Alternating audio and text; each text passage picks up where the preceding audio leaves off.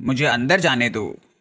ठीक है, आप वहीं ठहरिए, हम अभी महाराज को पूछ के आता हूँ। बड़े पंडित आपसे मिलना चाहते हैं। आइए पंडित जी, आपका हमारे दरबार में स्वागत है।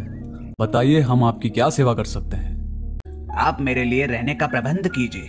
मैं आपके नगर में 1 सप्ताह रुकूंगा। पंडित जी क्षमा करें, हम आपके रहने का अच्छे से अच्छा प्रबंध करेंगे। આપણે નગરમાં એક बड़े पंडित आए हैं। आप लोगों को जो भी समस्या हो ने वो आप सब उन्हें बता सकते हैं। वो हर रोज सुबह 1 घंटा महल के बाहर जो बड़ा सा पेड़ है ने वहाँ बैठेंगे। लेकिन ध्यान रहे, हाँ, कोई भी ऐसा काम ना करे जिससे पंडित जी नाराज हो। आज पंडित जी का 1 सप्ताह पूरा हो जाएगा। भगवान का लाख लाख शुक्रिया कि पंडित जी नाराज नहीं हुए।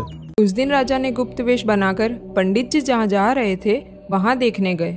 उन्हें वो पंडित कम और एक जादूगर ज्यादा लग रहा था। वो अपने जादू से महल की कीमती चीजों को अपने जादुई थैले में भर रहा था। ओ दुष्ट जादूगर, तुम एक पंडित का वेश बना के सबको लूटने आए हो। ठहर जाएं, महाराज, आप मेरा कुछ नहीं बिगाड़ सकोगे।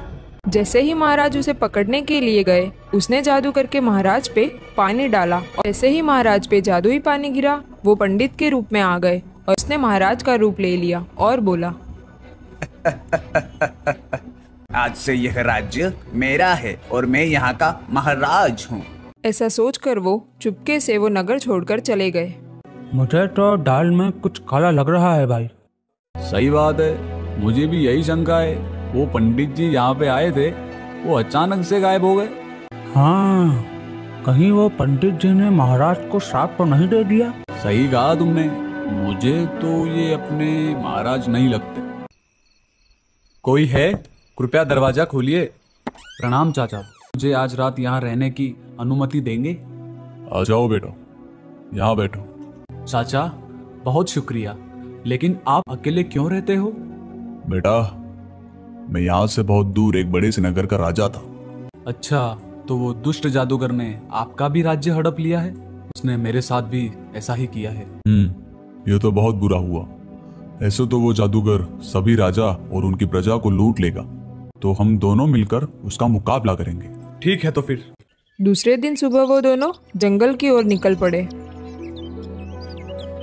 थोड़ी देर चलने के बाद देखा तो वहाँ एक भयानक सा दिखने वाला घर था।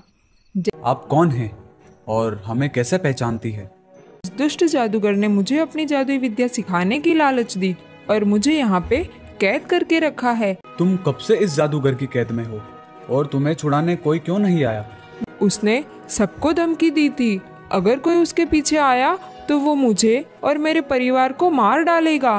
वो जादूगर जब भी यहाँ आता था, वो अपने जादुई थैले में से काफी सारे सोना चांदी और कीमती चीजें लाता था। क्या इस जादूगर को मारने की कोई तरकीब है? उसको उसके ही गुरु का श्राप लगा हुआ है। अगर कोई अमावस्या के दिन उस पर काला पानी डालेगा तो वो अपने मूल स्वरूप में आ जाएगा और अपनी सभी जादुई विद्या भूल जाएगा। महाराज और चाचा काला पानी ढूंढने निकल जाते हैं। अरे, आप इस रास्ते कहाँ जा रहे हो? क्या आप हमारी मदद कर सकते हो? ठीक है। और एकदम से जहाँ पानी दिख रहा था वहाँ रास्ता हो गया। महाराज और चाचा उस रास्ते पे आगे चलने लगे। अचानक से वो काला भयानक कौवा वहाँ आ गया। आप बार बार हमें क्यों रोकते हो? मुझे इस कुंड की रक्षा करने का काम सौंपा गया है। तुम इसमें से जल नहीं ले सकते। मेरी आपसे एक विनती है, कृपया आप हमारी मदद कीजिए। वहाँ एक बड़ी रस्सी दिखाई देती है, आप उसे अपने जल पात्र के साथ बांध दीजिए और पानी निकाल लीजिए। दोनों महाराज राजकुमारी के कहने पर काला पानी भर के आ गए। जादूगर बहुत चालाक है, इसलिए आप दोनों को सुरक्षित जगह पर छुप जाना है और मैं जैसे ही इशारा करूं, आप उस पर ये काला पानी डाल देना। शुक्रिया। जब अमावस्या पर वो जादूगर अपनी शक्तियां बढ़ाने के लिए जैसे ही ध्यान में बैठा, राजकुमारी ने दूर छिपे हुए महाराज को इशारा किया कि सभी जादुई विद्या चली गई थी और दोनों महाराज और राजकुमारी उसके चंगुल में से छूट गए थे।